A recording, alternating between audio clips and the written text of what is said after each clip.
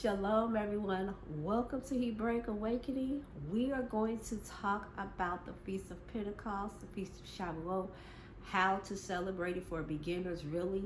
But I'm going to give you 7 focal points. Disclaimer: this video is not to convince you to start celebrating Pentecost or Shavuot.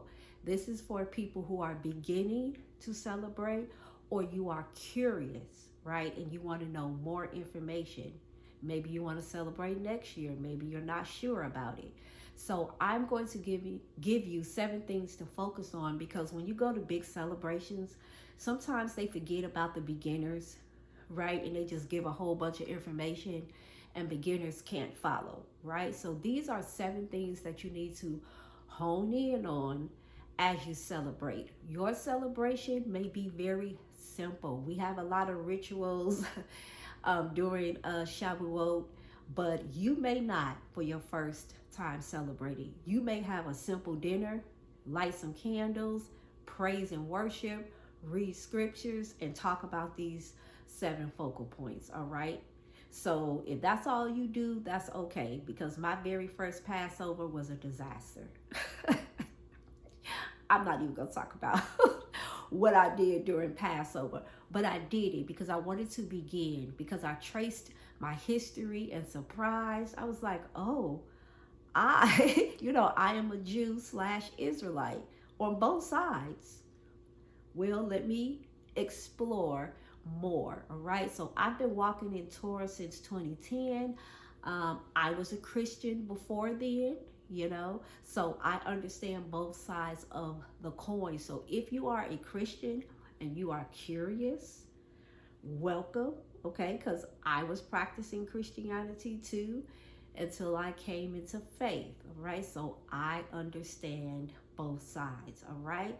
So let's start with reason number 1. All right. We're going to start where we are counting from Pesach, and I'm going to be using Hebraic terms. All right. So I'm going to try to use the Hebraic term and the English term. But, as you are celebrating these feasts, you need to understand that this Bible was written originally in ancient Hebrew, with an ancient pictograph, and there are letters and numbers that represent things, and we come up with messages inside of those letters, and when we put letters together, they spell out messages. All right, even the numbers too. All right, so this book is heavily coded as well, but we're not going to worry about that right now. I just want you to know that in order to understand the fullness of what Jesus the Christ, or Yeshua HaMashiach, was trying to convey as he walked out his journey on the earth, it helps you to understand Hebrew. You need to understand the Hebrew culture.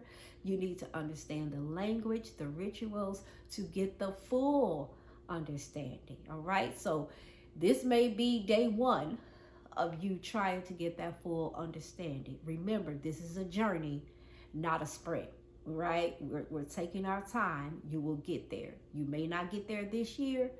You're not going to get there next year. It's going to take you a lifetime, really, to understand all of it, because I don't claim to know that I understand everything, but it is a journey. So I am here to help those that want to learn. All right, so Pesach, Passover, we are counting after the Pesach meal, the Passover meal, we are counting, all right, to 50 days to Pentecost.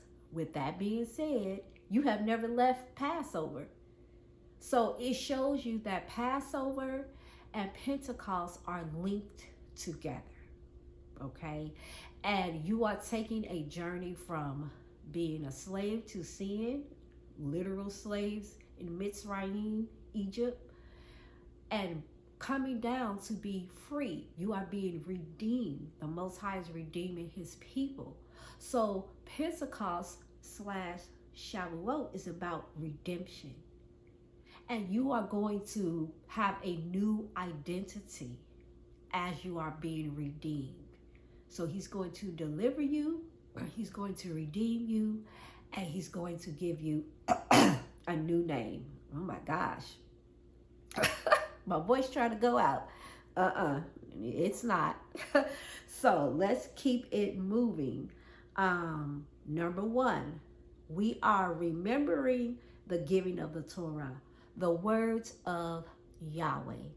All right. When we talk about Torah, okay, when I talk about Torah, I am talking about the instructions of the Most High. You will find that most of us say that the Torah is the first 5 books of the Bible or Moshe. That's correct too. However, Torah in the Hebraic sense is the instructions for life. I know that we render it laws and commandments, but Hebraically speaking, Torah literally means instructions. All right. So we want to be mindful that everything that comes out of the mouth of our great Elohim, Yahweh, is Torah. So it is with Yeshua HaMashiach or Jesus the Christ. It is Torah. Everything that comes out of Yeshua's mouth is Torah.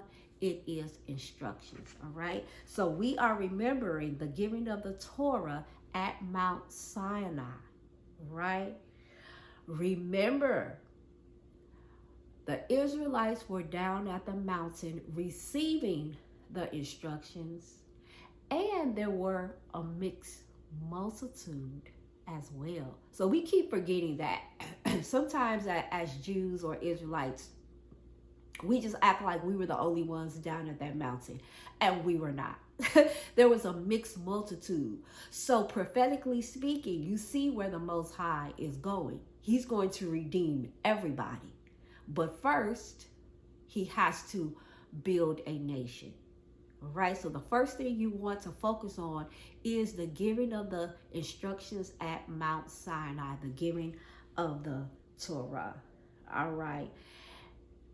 Not only did he give the Torah to the Israelites and the mixed multitude, but all of the descendants that were not born yet, that were inside the wombs of the Israelites and the mixed multitude. So that means you, right? Fast forward, you have given your life over to the Most High through Yeshua HaMashiach, and you have been grafted into the faith, and now you are trying to walk your journey of faith out. You were literally there in the wombs of the descendants of either the Israelites or the mixed multitude. So the Torah was given to you as well, prophetically speaking, all right? Redeeming you way into 2025. How awesome is that? Fast forward, we have the renewal of the covenant given to everyone in Revelations 5 and 9. So when Yeshua was coming on the scene, we know that he redeemed first the house of Israel. He also redeemed all of those that were grafted into the faith. So we cannot forget that. We cannot forget Israel, and we cannot forget the Gentiles, all right? He was redeeming everyone with the renewed covenant. I know you hear that it is the new covenant, like the old covenant was done away, and now the new covenant, Yeshua came to bring you something new. That's nowhere in the Bible.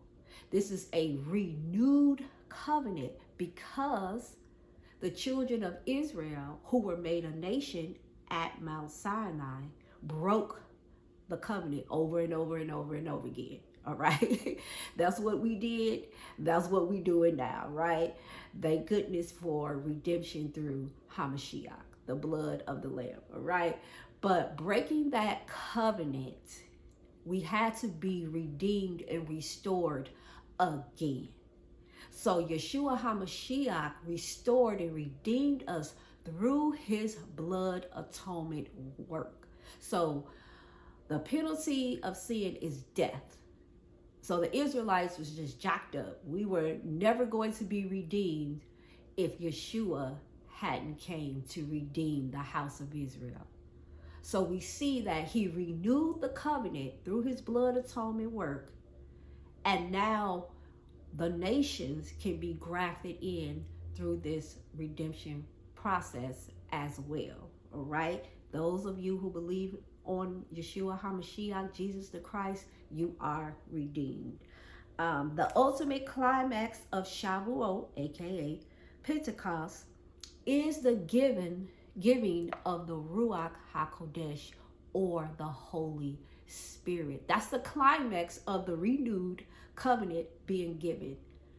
So Yeshua ascends and he says, wait on the Comforter, because I'm going to give you power. This power keeps us in alignment with the Most High so that we can live sanctified lives here on this earth. It is not by works, and I want to make that clear. I know most people think that Jews are trying to get to the Most High through works. Well, those of us called Messianic Jews, we believe that you cannot enter into the kingdom of the Most High only by works. Your works just shows the world who you belong to, right? You are justified by faith in the HaMashiach, in his blood atonement work, in his resurrection, right? By faith, we can grab a hold of the covenant and be renewed and redeemed, right, through the blood. So I want to make that clear, because there are Torah only people out here. They do not believe that Yeshua is the Messiah, okay? But there are Messianic Jews, Israelites, who believe that. So I am one of them. So I teach Yeshua HaMashiach. He is the goal of Torah. All right, you can find that in Acts 1 and 8. So most Christians, they understand Pentecost through the giving of the Holy Spirit, but they don't understand the background of Pentecost, why they were in the upper room celebrating. They were celebrating a whole feast called Shavuot. 2, let's focus on the agricultural aspect of Pentecost or Shavuot. What we were teaching our congregation and fellowship is that this was originally an agricultural feast. It still really is, but we are scattered. We're not in the land. But if we were in the land, we would bring our first fruits, right, to the temple and so on. But we're not in the land, okay? At least the 12 tribes, all of the other tribes are not in the land. I'm going to say that, all right? There's 12 tribes, everybody. All of us are not inside of the land. Anyway, Pentecost was originally an agricultural feast, right? So we bring our first fruits, we give it to the temple, we wave, offerings, and I'll get to that in a minute. In our faith, we have the fruits of the Spirit. So I know Christians think that's a New Testament concept. It is not, all right? In Hebraic thought, you are made in the image of Elohim, God, and you must show his attributes, right? And so this is why you see, Galatians, is it 5:22 through 23, you see this told again. It's not that this is something new that HaMashiach brought. This is something that we all understood way back then. You must have the fruit. It's one fruit, y'all, not fruits. It's not plural. Fruit of the Spirit, and it has the attributes of this one fruit. The Most High is the only one who truly has these attributes. But because we are made in the image and likeness of our Elohim, HaMashiach, blessed be his name, empowers us through giving us the Comforter, the Ruach HaKodesh, where we can now display those fruits. Now, we have a tough time displaying those attributes, but this is why we have grace and mercy that helps us every day. We thank the Most High that his mercies are new every morning, right? Otherwise, we wouldn't make it, right? So we want to concentrate on the fruit of the Spirit and the attributes of that fruit. So during Shavuot, again, we bring fruit, and this represents the attributes of our character and how we should be. We should imitate our Creator. All right, we are on 3. All right, the waving of the 2 loaves. All right, so this is when you wave something to the Most High. You know how we lift our hands and we wave? Well, when you wave the 2 breads, you probably won't do this in your Pentecost celebration, but there are 2 loaves of bread that should be waved during the celebration. This represents the 2 houses of Israel, but prophetically, those of us who are believers in Hamashiach, we believe that it represents the Jew and the Gentile. So when you are waving something before the Most High, you are telling him that this offering belongs to him. Even though we are giving it up and it was ours, we think it was ours, when we wave it to him, including you, when you're waving your hands in worship, you are saying that I belong to you. So 2 loaves are waved, representing the one new man, Jew, Gentile, grafted in together, becoming one new man through Mashiach. All right. I want us to understand, if you are a Christian, that you have been grafted into the faith and you have become one new man with the house of Israel. All right. So the house of Israel, we are still supposed to be shining our light, getting the nations to understand the Torah and so on. All right. Now, we are not doing a good job, but nevertheless, that is the job or the responsibility of the native born Israelite. All right. So let's read Ephesians 2:11 through 22. Wherefore, remember that ye being in time past Gentiles in the flesh, who are called uncircumcision by that which is called the circumcision, so the house of Israel, in the flesh made by hands, that at that time you were born without Hamashiach, being aliens from the commonwealth of Israel and strangers from the covenants of promise, having no hope and without Elohim in the world. But now, in Yeshua HaMashiach, you who sometimes were far off are made near by the blood atonement work of HaMashiach. For he is our shalom, who made both one and have broken down the middle wall of partition between us, having abolished in his flesh the enmity or hatred, even the Torah of commandments containing ordinances, for to make in himself of 2 one new man, so making shalom, and that he might reconcile both unto Elohim in one body by the cross, having slain the hatred thereby, and came and preached shalom to you which were afar off, and to them that were near. All right. For through him we both have access by one Spirit unto the Father.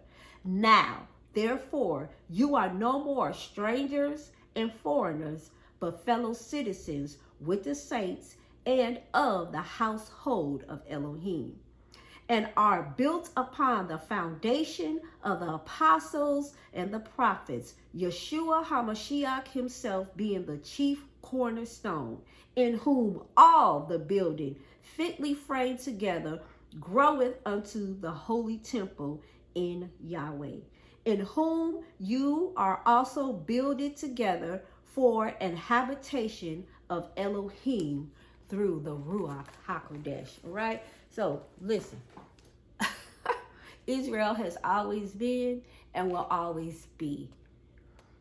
And Yeshua tore down that wall of hatred, and he's making us one new man. So we really need to cut out hating on Christians, and we really need to cut out hating on Israel. We have been grafted in and made one new man together, and we need to act like it. We need to work together.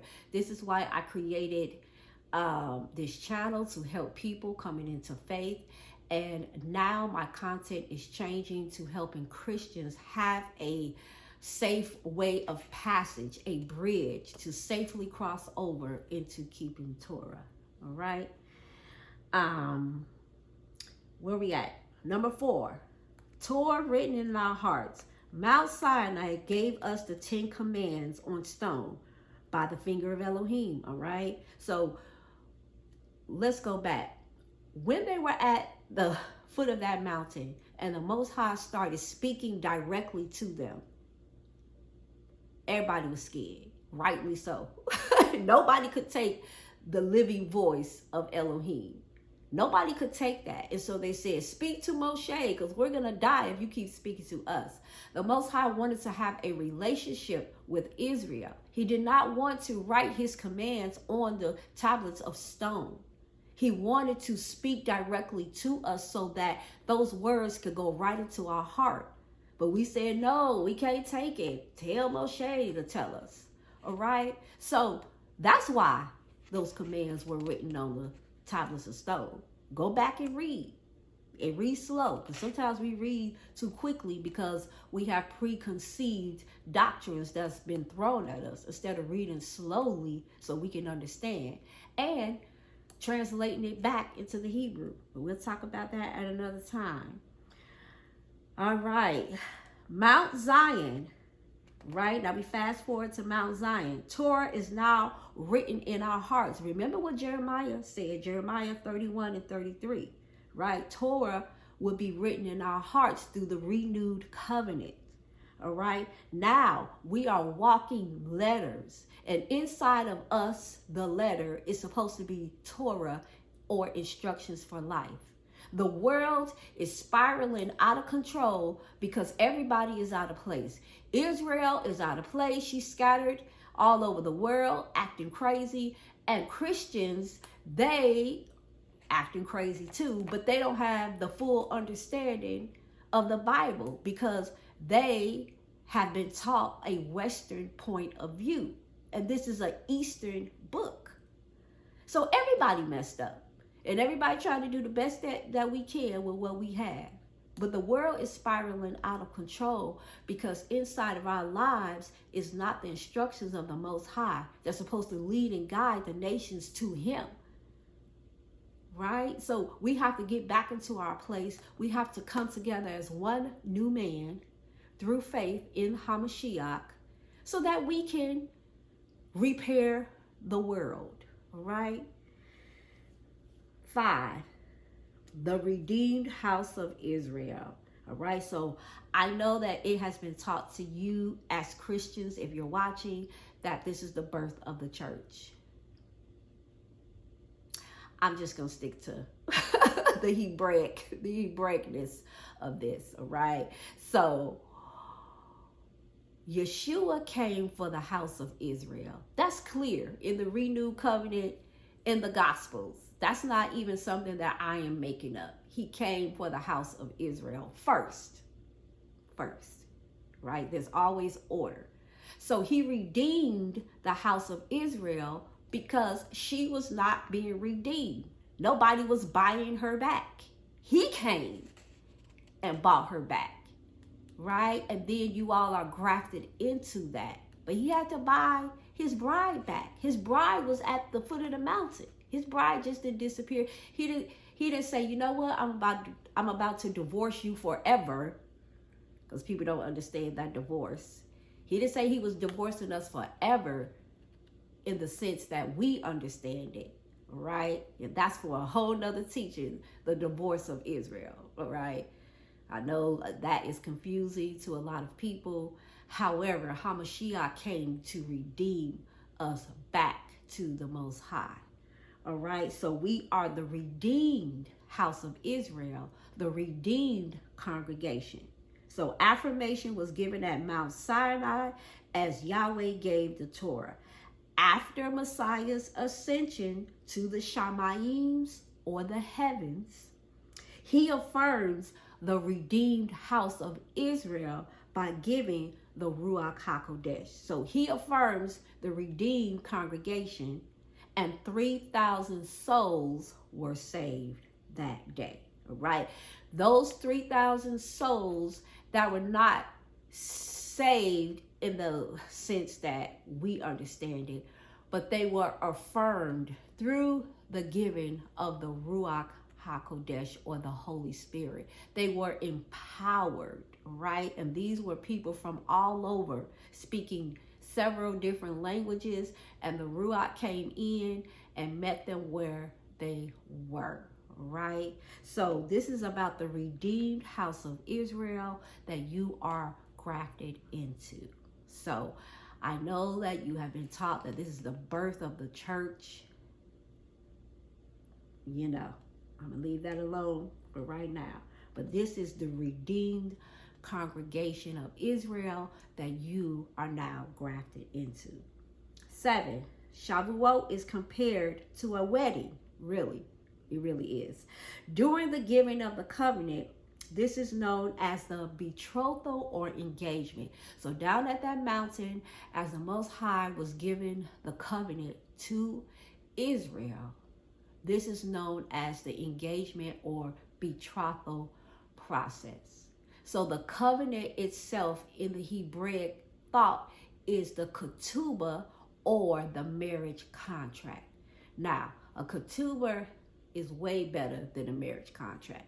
But so, you know, your brain can understand what I'm saying. A ketubah is the covenant, right? It's like a marriage contract. So Shavuot is like the great wedding. And I know a lot of us that believe in Yeshua HaMashiach, we are waiting to be the bride, or waiting for our groom to come and get us so that we can consummate our marriage. And maybe one day we can talk about Hebraic wedding and be able to correlate that to the bride of Hamashiach.